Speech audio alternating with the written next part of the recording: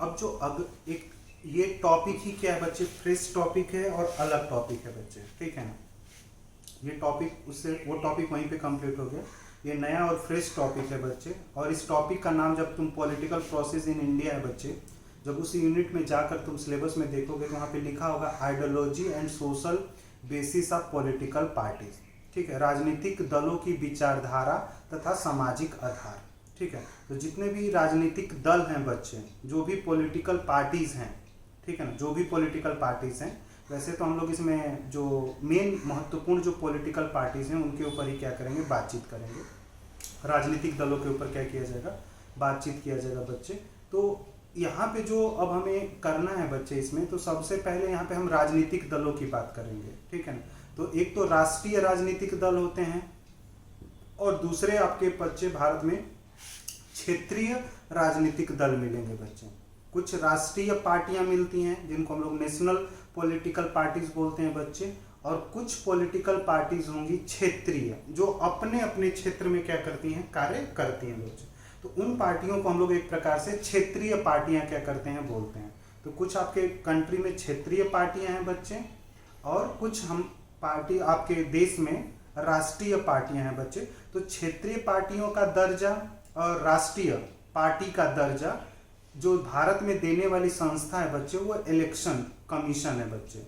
निर्वाचन आयोग के द्वारा ही किसी दल को राष्ट्रीय दल का दर्जा दिया जाता है, और किसी दल को क्षेत्रीय दल का अगर दर्जा प्राप्त करना है तो भी उसे कहीं ना कहीं निर्वाचन आयोग की जो शर्तें हैं बच्चे, निर्वाचन आयोग की कंडीशंस होती हैं, शर्तें होती हैं बच्चे, उन शर्तों को क्या करना पड़ता है, पूरा करना पड़ता है, तभी आपको राष्ट्रीय या क्षेत्रीय दल का क्या होता है बच्चे, दर्जा प्राप्त होता है बच्चे। अब इसमें सबसे पहले हमें ये डिफिनीशन समझनी होती है किसकी, राजनीतिक दल की, कि पॉलिटिकल पार्टीज की डिफिनीशंस होती क्या है। तो देखो बच्चे, वहां पे लिखा है कि राजनीतिक दल को लोगों के एक ऐसे संगठित समूह के रूप में समझा जा सकता है जो चुनाव लड़ने और सरकार में राजनीतिक सत्ता हासिल करने के उद्देश्य से काम करता है बच्चे। तो राजनीतिक दल किसी दल को, किसी पार्टी को, मतलब तुमसे अगर कोई पूछे कि अच्छा राजनीतिक पार्टी की परिभाषा बताइए, तो सीधा बताना कि राजनीतिक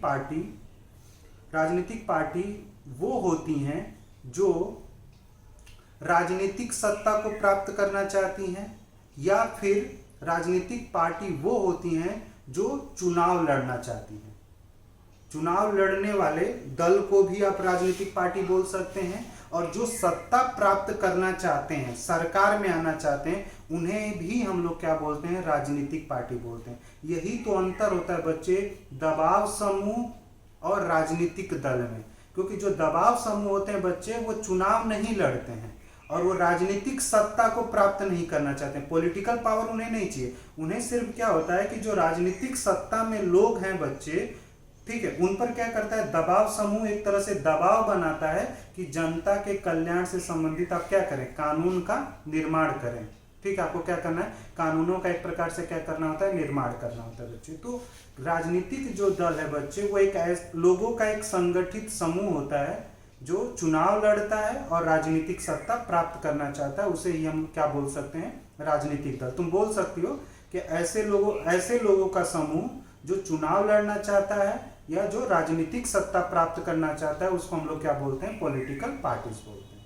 लोगों के समूह या लोगों का संगठन जो चुनाव लड़ना चाहता है या राजनीतिक सत्ता प्राप्त करना चाहता है, उसे हम क्या बोल सकते हैं, राजनीतिक दल बोल सकते हैं, पॉलिटिकल पार्टीज बोला जा सकता है बच्चे। अब मैंने बोला बच्चे कि हमारे पास जो पॉलिटिकल पार्टीज हैं, राजनीतिक जो दल हैं, उनका हम लोग विभाजन कर सकते हैं, क्षेत्रीय राजनीतिक दल और राष्ट्रीय राजनीतिक दल, ठीक है। तो क्षेत्रीय राजनीतिक जो दल हैं बच्चे या राष्ट्रीय राजनीतिक जो दल हैं, ठीक है, तो किसके द्वारा इन्हें क्षेत्रीय राजनीतिक दल का दर्जा दिया जाता है, या किसके द्वारा इन्हें राष्ट्रीय राजनीतिक दल का दर्जा दिया जाता है बच्चे? तो उसका सिंपल सा आंसर होता है निर्वाचन आयोग। लेकिन निर्वाचन आयोग किसी भी दल को क्षेत्रीय दल में अगर रख रहा है तो उसके लिए उसने कुछ सिद्धांत बना रखे हैं, कुछ शर्तें तय कर रखी हैं। उस शर्तों को जब आप पूरा करेंगे बच्चे, तभी आपको क्षेत्रीय दल का दर्जा प्राप्त होगा और जब आप उन्हीं शर्तों को, उनमें से कुछ शर्तों को पूरा करेंगे बच्चे, तो कहीं जाकर आपको राष्ट्रीय दल का एक प्रकार से क्या हो सकता है, दर्जा प्राप्त हो सकता है बच्चे। अब जब सेकेंड पॉइंट में आओगे बच्चे, तो वहां पे दिया गया है कि अगर कोई दल, सेकेंड जब पॉइंट पढ़ोगे, जब कोई पार्टी राज्य विधानसभा के चुनाव में पड़े कुल मतों का 6% यानी 6% या उससे अधिक हासिल करती है, ठीक है। विधानसभा का चुनाव हुआ, उस विधानसभा के चुनाव में आपने भाग लिया, ठीक है, और भाग लेने के बाद अगर आपको टोटल वैध मत का जो वैलिड वोट है बच्चे, उसका अगर 6% प्राप्त हो रहा है, तब कहीं जाकर हो सकता है निर्वाचन आयोग आपको क्षेत्रीय दल का दर्जा दे। या फिर दूसरी शर्त क्या बोलता है, कम से कम 2 सीटों पर जीत दर्ज करनी होती है, ठीक है। जैसे अब दिल्ली है, अब दिल्ली में 70 सीटें हैं बच्चे, और कोई नई पार्टी आई और उसे क्षेत्रीय दल का क्या चाहिए, दर्जा चाहिए, तो उसे क्षेत्रीय दल का दर्जा तभी प्राप्त होगा दिल्ली में जो टोटल वोट पड़ा है उसका 6% प्राप्त हो जाए, एक तो ये, या फिर उसे 70 में से 2 सीटें प्राप्त होनी चाहिए, 2 से अधिक सीटें भी प्राप्त हो जाएंगी बच्चे, तो भी उसे आप किस क्षेत्रीय राजनीतिक दल का क्या कर सकते हो बच्चे, उसे दर्जा दे सकते हो। तो ये जो डिफिनीशंस है बच्चे क्षेत्रीय दल की, ये निर्वाचन आयोग के द्वारा क्या की गई है, तय की गई है, ठीक है। लेकिन निर्वाचन आयोग में नहीं लिखा गया है, वहां पे तुम जन प्रतिनिधित्व अधिनियम है बच्चे एक, ठीक है। जब आईजीपी जिनका छूट गया है, तो जिनको पढ़ाया होगा बच्चे, तो वहां पे जन प्रतिनिधित्व अधिनियम है। उसी जन प्रतिनिधित्व अधिनियम में ना कोई पार्टी किस तरह से निर्मित होती है बच्चे, और किसी पार्टी को किस प्रकार से क्षेत्रीय दल का दर्जा प्राप्त होता है, किसी पार्टी को राष्ट्रीय दर्जा कैसे प्राप्त होता है, ये जन प्रतिनिधित्व अधिनियम में बताया गया है बच्चे, ये तुम्हें पता होना चाहिए। जैसे हमें वोट करने का अधिकार, हम 18 साल का हमारे यहाँ बच्चे कि 18 साल का व्यक्ति क्या कर सकता है, अपना एक राजनीतिक प्रतिनिधित्व चुन सकता है, ये बोला तो गया है। लेकिन मत बोल देना तुम लोग बच्चे, पोल साइंस के स्टूडेंट हो, तुम ये मत बोल देना कि संविधान में लिखा गया है 18 वर्ष, संविधान में नहीं लिखा गया 18 वर्ष। जो 18 वर्ष है या जो 21 वर्ष पहले था, बाद में 18 वर्ष जो किया गया है, वो जन प्रतिनिधित्व अधिनियम में है बच्चे। बस इलेक्शन वहां पे बस संविधान में ये लिखा गया है कि जो सरकार का निर्माण होगा बच्चे, वो वयस्क मताधिकार पे होना चाहिए। लेकिन जो वयस्क की परिभाषा है, मत देने वयस्क मताधिकार की जो परिभाषा है बच्चे, वो जन प्रतिनिधित्व अधिनियम में मिलेगा। ये मत कर देना कि संविधान में लिखा गया, संविधान में अगर तुम बोलोगे तो फिर गलत हो जाएगा बच्चे। तुम्हें बोलना है कि जो वयस्क मताधिकार है वो बस बताया गया है संविधान में, लेकिन वयस्क मताधिकार में किस वर्ष के लोग आएंगे, किस आयु के लोग आएंगे, ये जन प्रतिनिधित्व अधिनियम में बताया गया है बच्चे, ठीक है। क्लियर यहां तक। और किसी भी पार्टी को राष्ट्रीय और क्षेत्रीय दल का दर्जा देना है, ये भी जन प्रतिनिधित्व अधिनियम ही तुम्हें क्या करना है बच्चे, बोलना है। आई बात समझ में, ये कहीं लिख लेना, या आईजीपी तुम लोग पढ़ते ही हो तो वहां पे तुम्हें ध्यान में रखेगा। अब किसी पार्टी को बच्चे हमें राष्ट्रीय दल की मान्यता देना है, ठीक है, तो वो कैसे होगा, अगर कोई दल लोकसभा चुनाव में पड़े कुल वोट अथवा 4 राज्यों के विधानसभाई चुनाव में पड़े कुल वोटों का 6% हासिल करता है और लोकसभा चुनाव में कम से कम 4 सीटों पर जीत दर्ज करता है, उसे ही राष्ट्रीय दल की मान्यता प्राप्त होगी। आवाज आ रही है बच्चे, कोमल आवाज आ रही है बच्चे, ठीक। तो किसी भी दल को राष्ट्रीय दल का दर्जा तब प्राप्त होगा, जैसे लोकसभा का चुनाव होगा तो लोकसभा के चुनाव में वोट पड़ेंगे, ठीक है, लोकसभा का चुनाव होगा तो वोट पड़ेगा बच्चे। या फिर राज्यों में विधानसभाई चुनाव होते हैं, तो 4 राज्यों में विधानसभाई चुनाव हुए मान लेते हैं, और वहां पे जितना भी वोट पड़ा है चारों विधानसभाई चुनाव का, उसका 6% हासिल कर लो, तब आपको राष्ट्रीय दल का दर्जा देखा जाता है। या फिर कम से कम लोकसभा के चुनाव में 4 सीटें क्या होनी चाहिए, आपको प्राप्त होनी चाहिए। लोकसभा में 4 सीटें जब प्राप्त होंगी बच्चे, तभी आपको एक प्रकार से राष्ट्रीय दल का मान्यता दिया जाएगा, राष्ट्रीय दल की एक प्रकार से आपको मान्यता प्राप्त होगी, वरना आपको राष्ट्रीय दल की मान्यता नहीं दी जाएगी। तो ये थोड़ा सा रट लेना बच्चे, क्योंकि क्वेश्चन पूछता है कि क्षेत्रीय दल किस आधार पे आएंगे और राष्ट्रीय दल, तो ये वाली लाइन थोड़ा सा रट के अगर देख लोगे, ध्यान में रखोगे तो वहां पे हो जाएगा बच्चे। अब अगर हम देखते हैं बच्चे, तो राष्ट्रीय दल जो है बच्चे वो 7 हैं, ठीक है ना। जो राष्ट्रीय राजनीतिक दल जो है बच्चे वो 7 आते हैं, ठीक है, टोटल 7 हैं। कहीं कहीं पे 8 भी देखने को मिल जाता है, वैसे तो 7 राजनीतिक दल हैं, किताबों में तो 7 ही लिख देता है, कहीं कहीं पे 8 बोल देते हैं बच्चे। तो 8 अपडेट है, मैं 8वीं कौन सी है बता दूंगा, लेकिन बुकों में ना तुम्हें 7 राष्ट्रीय राजनीतिक दल प्राप्त होंगे, ठीक है ना। नेशनल पॉलिटिकल पार्टीज जो है वो 7 हैं, लेकिन ये भी ध्यान में रखना कि 8 भी हैं, 7 और 8 हैं बच्चे। 7 तो एकदम लिखा हुआ एक्यूरेट है, लेकिन 8वीं भी ऐड किया गया, वो एक बार मैं चेक करके तुम लोगों को बता दूंगा कि 8वां कौन सा है। तो जो राष्ट्रीय दल है भारत में बच्चे, बुक के हिसाब से तो 7 हैं, लेकिन व्यवहारिक रूप में 8 कार्य कर रही हैं बच्चे। तो एक बार 2019 में जो चुनाव हुआ था बच्चे, उस चुनाव पे थोड़ा सा जाके मैं चेक करके बता दूंगा कि कितने हैं, तो ध्यान में रखना। अब कौन कौन से बच्चे राष्ट्रीय दल हैं, उसमें सबसे ऊपर तुम आओगे all India Trinamool Congress, Trinamool Congress, all India Trinamool Congress है बच्चे, जो 98 में बनाई गई थी, और इसका नेतृत्व जो कर रही है वो ममता बनर्जी कर रही हैं, ठीक है। और 2016 में बच्चे 2016 में इसे राष्ट्रीय दल का क्या हुआ था, दर्जा प्राप्त हुआ था, ठीक है। तृणमूल जो कांग्रेस है, इसको राष्ट्रीय दल का जो दर्जा प्राप्त हुआ है वो 2016 में हुआ है, ठीक है। और ये पार्टी तुम्हें खास तौर से वेस्ट बंगाल में दिखेगी।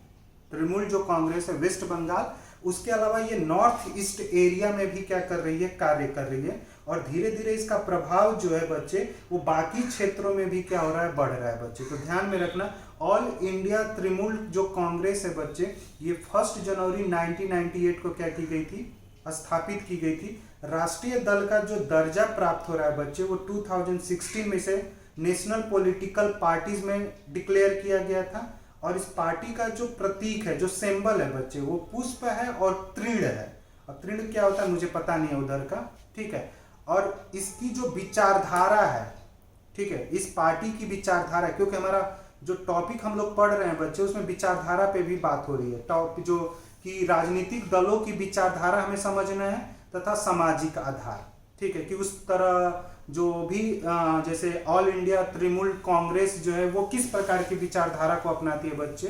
तो ये जो है बच्चे, इसका जो विचारधारा है, इसकी विचारधारा में धर्मनिरपेक्षता की बात करता है ये, ठीक है। धर्मनिरपेक्षता मतलब किसी भी धर्म को ये सहयोग, मतलब राजनीति के लिए धर्म का उपयोग नहीं करेगा, ठीक है। सभी धर्म इसके लिए एक समान है, सभी धर्मों के साथ एक जैसा क्या होना चाहिए, बर्ताव होना चाहिए।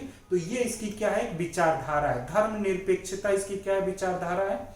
दूसरा, ये संघवाद की बात करता है। संघवाद में बच्चे जनरली तुम जानते होगे कि 2 तरह की शासन प्रणाली होती है, एक तो संघवाद होती है और एक एकात्मक होती है। तो जहां संघवाद शासन प्रणाली होती है बच्चे, वहां शक्तियों का क्या होता है, विभाजन होता है, और शक्तियों का विभाजन संघवाद में ना बराबर बराबर होता है। केंद्र के पास जितनी शक्तियां होंगी कार्य करने की, उतनी ही शक्तियों को किसको दी जाएंगी, राज्य को दी जाएंगी। तो जो ऑल इंडिया तृणमूल कांग्रेस है बच्चे, ये संघवाद की विचारधारा को लेकर क्या करता है, चलता है, और ये बोलता है कि राज्यों को क्या होना चाहिए, एक प्रकार से, ठीक है। और ये चीजें तुम्हें मिल भी जाएगी बच्चे, जैसे आईजीपी जिनको पढ़ा रखा हूं मैं, तो जब केंद्र और राज्य संबंध पढ़ोगे बच्चे ना, तो उसमें एक मेमोरेंडम जो था वो खास तौर से पश्चिम बंगाल सरकार के द्वारा भी रखा गया था, जहां पे पश्चिम बंगाल सरकार ने बोला था कि डिफेंस, कम्युनिकेशंस, ठीक है, एक्सटर्नल अफेयर, ठीक है, 3 जैसे मेन चीज होते हैं ना, डिफेंस हो गया, एक कम्युनिकेशंस हो गया, और एक एक्सटर्नल अफेयर हो गया, ठीक है ना, जो दूसरे देशों के साथ संबंध, ठीक है ना। एक्सटर्नल अफेयर में ये आता है, पूरा का पूरा कम्युनिकेशन जो होता है, ट्रेड, व्यापार, ये सारी चीजें, और डिफेंस। इसमें तो इन्होंने बोला कि ये सब्जेक्ट जो होने चाहिए वो केंद्र के पास होने चाहिए। इसके अलावा बाकी के जो सब्जेक्ट हैं संघ सूची में बच्चे, वो भी किसको मिलनी चाहिए, राज्यों को मिलनी चाहिए बच्चे, ठीक है। तो संघवाद का मतलब ये होता है, जैसे अमेरिका का, तुमसे जैसे अमेरिका की जो शासन प्रणाली है बच्चे, जो अमेरिका का पॉलिटिकल सिस्टम है वो फेडरल है। अमेरिका में सेंटर और स्टेट के पास क्या है, इक्वल पावर है। तो सेम उसी तरह की मांग ये सारे भी राजनीतिक दल क्या करते हैं बच्चे। क्लियर है बच्चे? दीपा समझ में आया बच्चे ये पॉइंट? ठीक है बच्चे। और 2011 में बच्चे ये पश्चिम बंगाल में सत्ता में आई थी। 2011 में बनी तो बहुत पहले है ऑल इंडिया तृणमूल कांग्रेस पूरी तरह से। ममता बनर्जी 2011 से तुम देखोगी कि 2011 से ममता बनर्जी जो है वो सीएम है वेस्ट बंगाल की, और अभी तक वही सीएम है बच्चे। और 2019 में बच्चे 2019 का जब लोकसभा का चुनाव हुआ था तो इस पार्टी को 22 सीटें प्राप्त हुई थी बच्चे। ठीक है, लोकसभा के चुनाव में इसको 22 सीटें प्राप्त हुई थी और ये चौथे पोजीशन पे थी। लोकसभा जो चुनाव 19 का हुआ था बच्चे, इसमें ये चौथे स्थान पर थी 22 सीटें प्राप्त करके बच्चे। आई बात समझ में? अगला जो नेशनल एक पॉलिटिकल पार्टी है बच्चे वो है बहुजन समाज पार्टी। बहुजन समाज पार्टी है बच्चे जो 1984 में आती है, और DS4 जो हमने देखा ही था कांसीराम के द्वारा जो आंदोलन चलाया गया था दलितों के हितों से संबंधित। तो यहाँ पे इस दल का बस वही विचारधारा है बच्चे कि कहीं ना कहीं हमें दलितों का, आदिवासियों का, पिछड़ी जातियों का, धार्मिक अल्पसंख्यकों का एक प्रकार से क्या करना है, विकास करना है संसदीय लोकतंत्र के द्वारा। ठीक है, संसदीय जो लोकतांत्रिक प्रणाली है, इसी प्रणाली के द्वारा हम क्या करेंगे, एक प्रकार से इन लोगों का विकास करेंगे। इनकी भी विचारधारा में वही धर्मनिरपेक्षता जैसी चीजें हैं। ठीक है, ये सांप्रदायिक दल नहीं है। ठीक है ना, इसको सांप्रदायिक दल के रूप में नहीं रखा जाता है। ये सभी धर्मों को एक प्रकार से ये लोग भी क्या करते हैं, महत्व देते हैं। लेकिन ये खास तौर से जो कमजोर वर्ग हैं बच्चे, उनके कल्याण की ये लोग क्या करते हैं, ज्यादातर बात करते हैं। तो खास तौर से इनके विचारों में तुम्हें कल्याणकारी राज्य की जो विचारधारा है ना, वो क्या होगी, एक प्रकार से दिखेगी बच्चे। कल्याणकारी जैसे आरक्षण देना, तो ये कहीं ना कहीं कल्याणकारी योजना होती है। तो कल्याणकारी राज्य की जो विचारधारा है वो कहीं ना कहीं Bahujan Samajwadi party, welfare state की जो विचारधारा है वो कहीं ना कहीं बहुजन समाज पार्टी की विचारधारा में हमें देखने को मिलती है बच्चे। अगला जब आओगे बच्चे तो भारतीय जनता पार्टी, ठीक है ना, बीजेपी। लेकिन बीजेपी को समझने से पहले बच्चे एक दो चीजें तुम्हें मैं समझा देता हूँ, ठीक है ना, पहले। और वहाँ पे वो चीजें लिखी नहीं गई हैं, ठीक है, मैं नहीं उसमें अपलोड कर पाया। ठीक है, तो स्कैन करके मैं तुम लोग को व्हाट्सअप कर दूंगा जो मैटर भारतीय जनता पार्टी के विचारधारा से क्या है, संबंधित है बच्चे। तो जब भी तुम्हें भारतीय जनता पार्टी को समझना होता है बच्चे ना, तो भारतीय जनता पार्टी के तुम्हें विकास को देखना पड़ेगा कि एक्चुअली भारतीय जनता पार्टी का विकास कैसे हुआ। तो भारतीय जनता पार्टी तक पहुंचने के लिए सबसे पहले तुम्हें आरएसएस के बारे में जानना होता है, राष्ट्रीय स्वयंसेवक संघ। ठीक है, जो आरएसएस है बच्चे उसके बारे में जानना होता है। तो जो आरएसएस है बच्चे, आरएसएस की जो स्थापना हुई थी बच्चे वो 1925 में हुई थी आरएसएस की स्थापना। और आरएसएस की जो स्थापना की गई थी बच्चे वो डॉक्टर केशव बलिराम हेडगेवार के द्वारा की गई थी। ये मैटर लिखा हुआ है, क्लास खत्म होते ही ना बच्चे ये तुम्हें मैं व्हाट्सअप कर दूंगा, तुम लोग को स्कैन करके, तो उस चीज को देख लेना, सिर्फ भारतीय जनता पार्टी तक तुम लोगों को लाने के लिए बच्चे। और जो आरएसएस है बच्चे, इसी आरएसएस का एक राजनीतिक इकाई थी जिसको हम लोग क्या बोलते हैं, जन संघ बोलते हैं बच्चे। ठीक है, जन संघ बोला जाता है। ठीक है, आरएसएस एक राष्ट्रीय स्वयंसेवक संघ है बच्चे जो हिंदू राष्ट्रवाद की क्या करता है, बात करता है, और सांस्कृतिक राष्ट्रवाद की क्या करता है, बात करता है। हिंदू राष्ट्रवाद की परिभाषा ये लोग क्या देते हैं आरएसएस वाले, कि सिंधु नदी के इस पार रहने वाले लोग क्या हैं, हिंदू हैं। सिंधु नदी को मान लो बॉर्डर, और सिंधु नदी के इस पार रहने वाले जो लोग हैं बच्चे वो उन्हें क्या माना जाता है, हिंदू माना जाता है, हिंदू राष्ट्र माना जाता है। और ये हिंदुओं की जमीन जो है, जो ये सिंधु नदी के इस पार की जो जमीन है बच्चे, वो एक प्रकार से क्या है, हिंदुओं के लिए मदरलैंड है, फादरलैंड है और होली लैंड है बच्चे। ठीक है, जो ये सिंधु नदी के इस पार की जो जमीन है बच्चे वो हिंदुओं के लिए पितृभूमि है, मातृभूमि है और होली लैंड है बच्चे। ये किसने परिभाषा दिया था, डॉक्टर केशव बलिराम हेडगेवार के द्वारा एक प्रकार से परिभाषा दी गई थी। किसकी बच्चे, हिंदू राष्ट्रवाद की।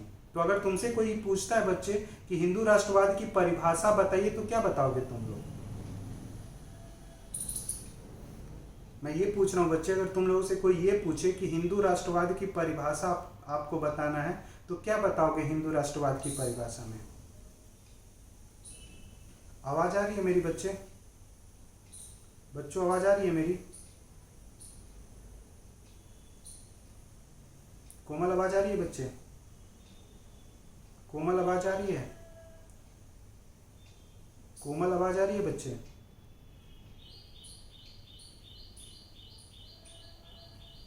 आवाज आ रही है मेरी किसी को? तो मैं ये पूछ रहा था बच्चे, हिंदू राष्ट्रवाद की अगर परिभाषा आप लोगों से कोई पूछे, तो हिंदू राष्ट्रवाद की परिभाषा बता सकते हो आप लोग?